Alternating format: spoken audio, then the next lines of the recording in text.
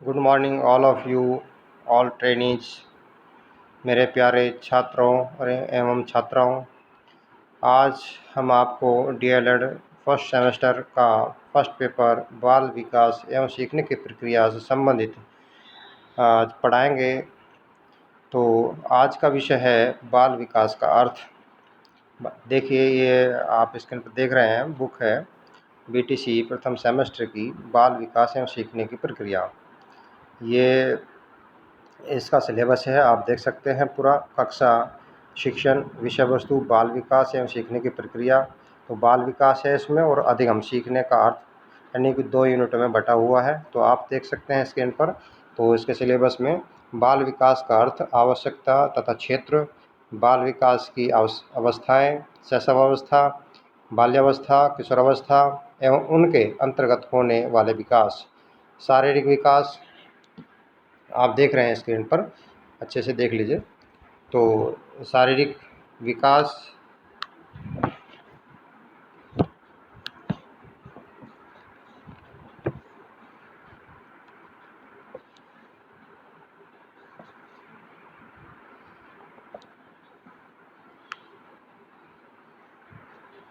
तो शारीरिक विकास, मानसिक विकास, संवेगात्मक विकास, भाषा विकास।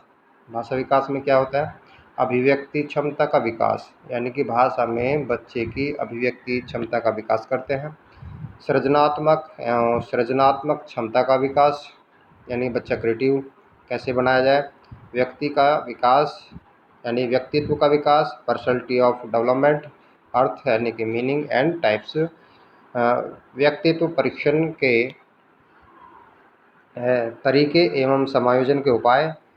व्यक्तित्व विभिन्नता, अर्थ, कारक एवं महत्व, कल्पना, चिंतन और तर्क का विकास। बाल विकास के आधार एवं उनको प्रभावित करने वाले कारक, वंशानुक्रम, वातावरण, पारिवारिक, सामाजिक, विद्यालय, संचार माध्यम। तो ये हुआ आपका बाल विकास से संबंधित पाठ्यक्रम। दूसरा इसमें है अधिगम सीखना, अर्थ और सिद्धांत। इसमें क्या है आपके सिलेबस में? सीखने का अर्थ प्रभावित करने वाले कारक,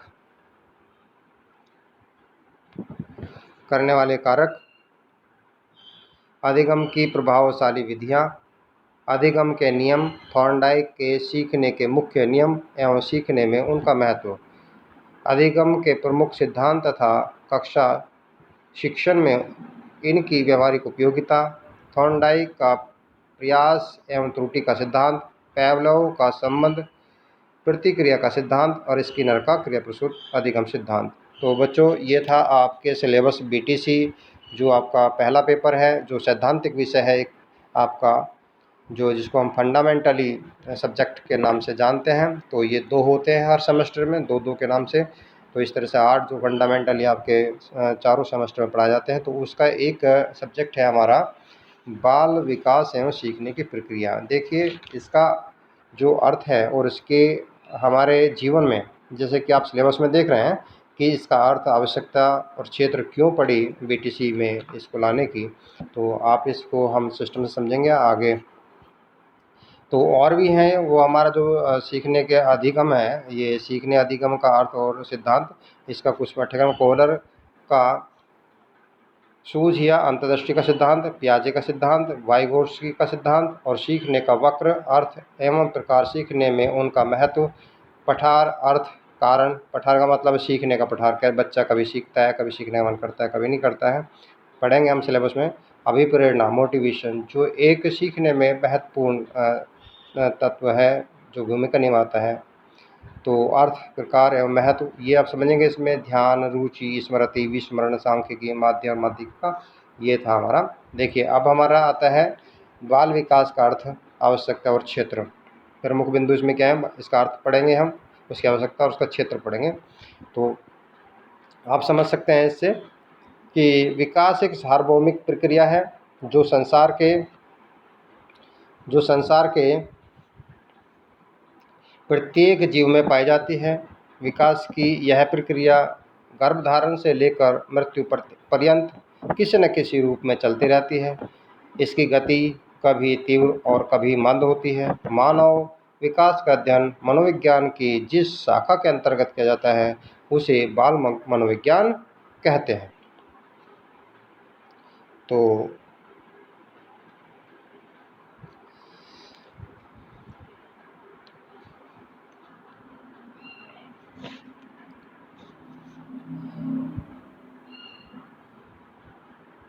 परंतु अब मनोविज्ञान की यह शाखा बाल विकास कही जाती है।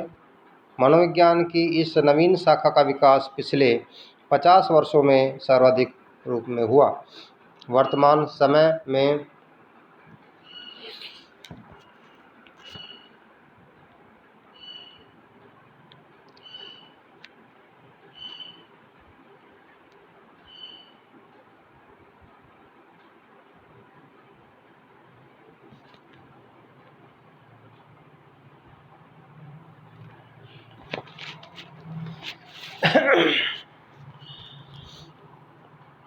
देखिए आप पढ़ेंगे इसमें, क्योंकि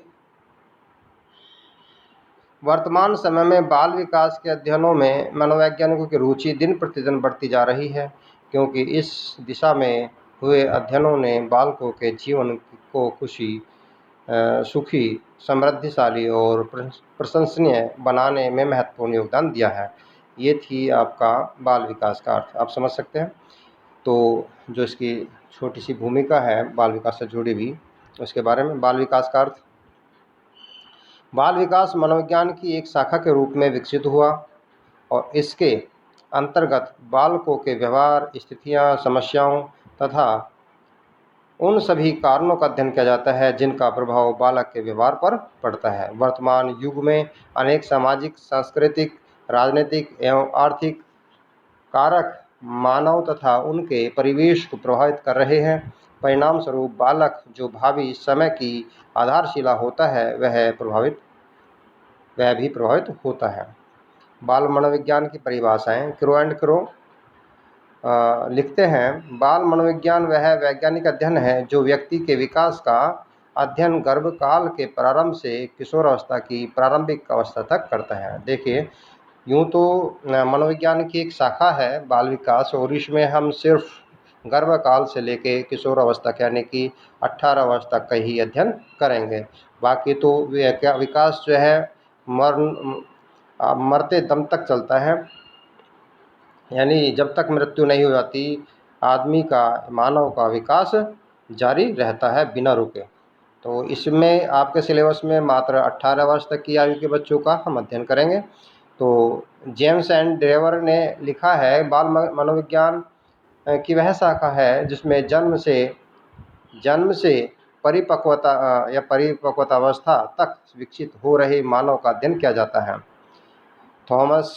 थॉमसन के शब्दों में, बाल मनोविज्ञान सभी को एक नई दिशा में संकेत करता है। यदि उसे उचित रूप में समझा जा सके, उसका उचित समय पर उचित ढंग से विकास हो सके, तो प्रत्येक बालक एक सफल व्यक्ति बन सकता है। इसलिए बाल विकास को समझना अति आवश्यक है। हरलोक भी लिखते हैं, आज बाल विकास में मुख्यतः बालक के रूप, व्यवहार, रुचियों और लक्ष्यों में होने वाले उन विशिष्ट परिवर्तनों की खोज पर बल दिया जाता है जो उसके एक विकासात्मक अवस्था से दूसरी विकासात्मक अवस्था में पदार्पण करते समय होते हैं। बाल विकास में यह खोज करने का भी प्रयास किया जाता है कि यह परिवर्तन कब होते हैं और इसके क्या कारण हैं, और यह व्यक्तित्व या सार्वभौमिक, यह व्यक्तिगत है या सार्वभौमिक। तो देखा जाए तो ये सार्वभौमिक है, क्योंकि और सभी स्थानों पर, सभी कालों में तो बच्चे का एक निश्चित तौर पर होता है, और ये व्यक्तिगत आधार पर होता है, किसी का कम किसी का ज़्यादा, लेकिन होता निश्चित तौर पर है। तो उपयुक्त परिभाषाओं के आधार पर कहा जा सकता है कि बाल विकास मनोविज्ञान की वह शाखा है जिसमें विभिन्न विकास अवस्थाओं में मानव के व्यवहार में होने वाले क्रमिक परिवर्तनों का वैज्ञानिक अध्ययन किया जाता है। तो इसमें आप एक क्वेश्चन बन सकता है कि बाल विकास की कोई एक परिभाषा लिखिए, तो लिख सकते हैं आप, क्वेश्चन आ जाता है आपका सेमेस्टर में। एक नंबर के क्वेश्चन बहुत ज़्यादा आते हैं। तो बाल विकास की आवश्यकता क्यों पड़ी? देखिए, बाल विकास की आवश्यकता में आप देख सकते हैं कि पढ़ लीजिए, इसमें से अच्छे से स्क्रीनशॉट ले लीजिए। बाल विकास की प्रक्रिया एक सार्वभौमिक प्रक्रिया है।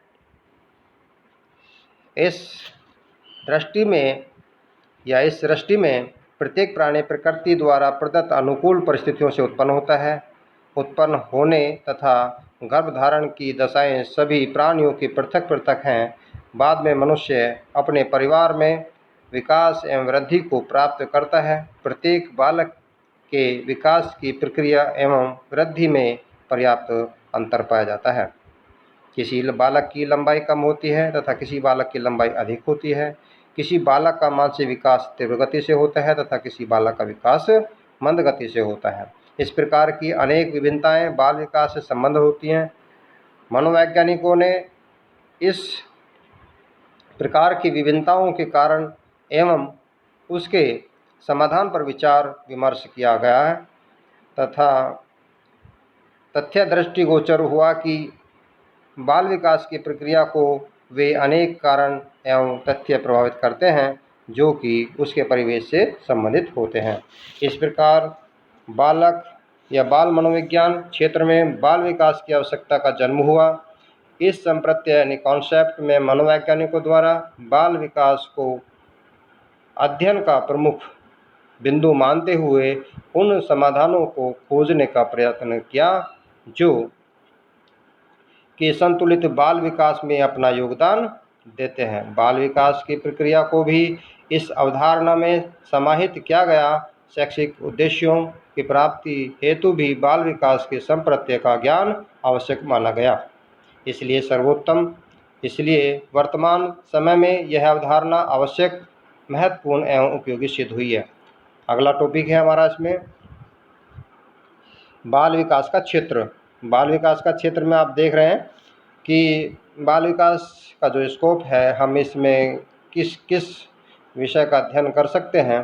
तो बाल विकास का क्षेत्र वर्तमान समय में व्यापक तथ्यों को समाहित किए हुए है। बाल विकास के अंतर्गत किसी एक तथ्य पर विचार नहीं किया जाता, वरन बालक के संपूर्ण विकास पर विचार किया जाता है। बाल विकास के क्षेत्र में बहुत सारे या बहुत से क्षेत्र हैं जो इस प्रकार हैं जो आप स्क्रीन पर देख भी रहे होंगे कि शारीरिक विकास, मानसिक विकास, संवेगात्मक विकास, सामाजिक विकास, चारित्रिक विकास और भाषा विकास, सृजनात्मक विकास, सौंदर्य संबंधी विकास। ये इस प्रकार के बहुत सारे और भी हो सकते हैं, लेकिन मैं आपको मुख्य है जैसे इसमें लिखा हुआ है वातावरण और बालकों की व्यक्तित्व विभिन्नताओं का अध्ययन, मानसिक क्रियाएं और बालक, इस तरह से इसके स्क्रीनशॉट ले सकते हैं बच्चे।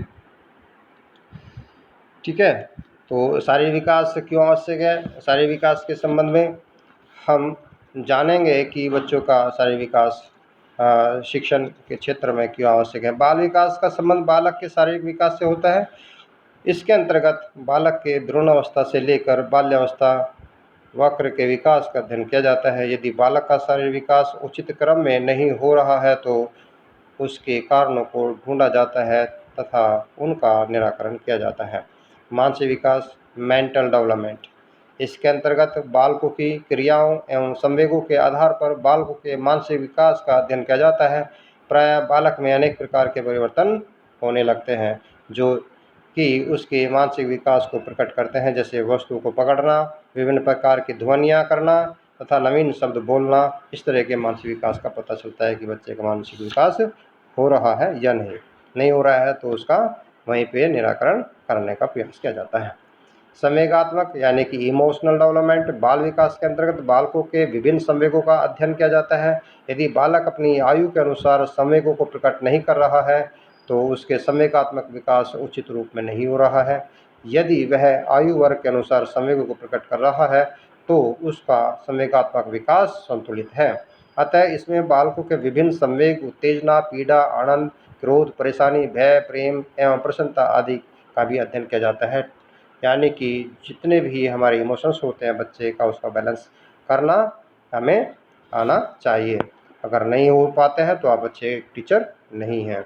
सामाजिक विकास, सोशल डेवलपमेंट, बाल विकास के अंतर्गत बालकों के सामाजिक व्यवहार का अध्ययन प्रमुख रूप से किया जाता है। सामाजिक व्यवहार के अंतर्गत परिवार के सदस्यों को पहचानना, उनके प्रति क्रोध एवं प्रेम की प्रतिक्रिया व्यक्त करना, परिचितों से प्रेम तथा अन्य से भयभीत होना एवं बड़े अन्य व्यक्तियों के कार्यों में सहायता देना आदि को सम्मिलित किया जाता है। बालक के आयु वर्ग के अनुसार किया गया उचित व्यवहार संतुलित विकास को प्रदर्शित करता है तथा उसके विपरीत स्थिति बालक के संतुलित विकास को सूचक नहीं होती। तो उम्र के हिसाब से, बच्चों के हिसाब से उसका सामाजिक विकास होना भी संभव किया जा सकता है। चारित्रिक विकास, कैरेक्टर्स डेवलपमेंट, इसके अंतर्गत बालकों के शारीरिक अंगों के प्रयोग, सामान्य नियमों के ज्ञान, अहम भावों की प्रबलता, आज्ञा पालन की प्रबलता, नैतिकता का उदय एवं कार्य फल के प्रति चेतनता की भावना आदि को सम्मिलित किया जाता है। भाषा विकास, लैंग्वेज डेवलपमेंट, बालकों की भाषा विकास का अध्ययन भी बाल विकास के अंतर्गत किया जाता है।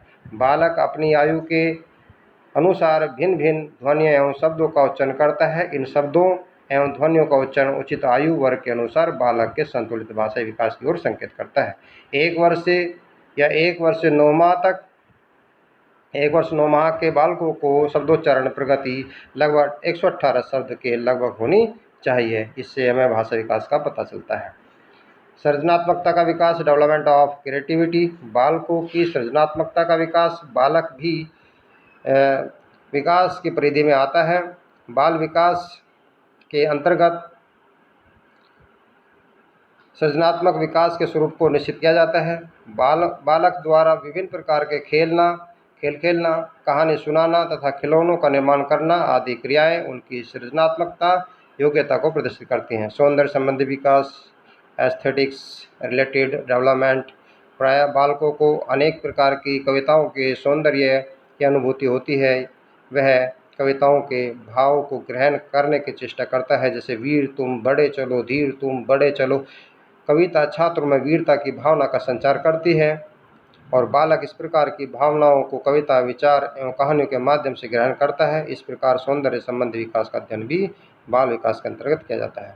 चलिए, आज का हमारा था इन 3 विषयों पे बताना।